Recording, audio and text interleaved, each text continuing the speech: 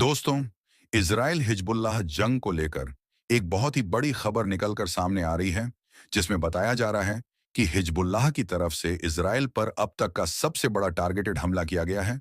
जिसमें इजराइल को किसी एक सिंगल हमले में अब तक का सबसे भारी नुकसान पहुंचा है।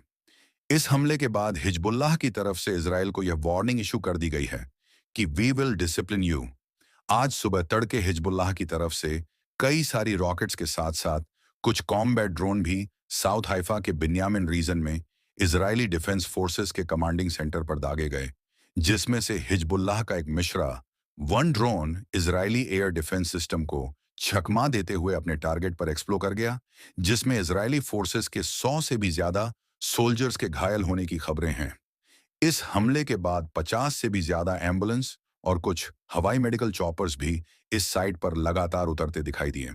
आपको बता दें कि रशिया, चाइना, नॉर्थ कोरिया जैसे देशों की बैकिंग मिलने के बाद से ही ईरान ने इजराइल को इस जंग के लिए अपनी सीधी धमकी जारी कर दी है।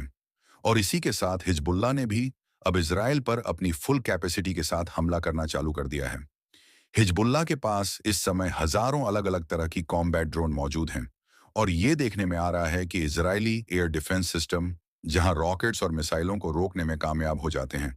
तो वहीं इन लो फ्लाइंग और छोटे ड्रोन को अक्सर मिस कर जाते हैं, क्योंकि इससे पहले भी हिजबुल्लाह की कुछ ड्रोन इजराइल के अंदर सर्विलांस करके वापस लौट चुके हैं। और यदि ऐसी बात है तो फिर ईरान और चाइना ये दुनिया के दो बड़े ड्रोन मैन्युफैक्चरिंग देश हैं, जिनके सपोर्ट के दम पर हिजबुल्लाह इजराइल पर ऐसे और भी कई अटैक कर सकता है।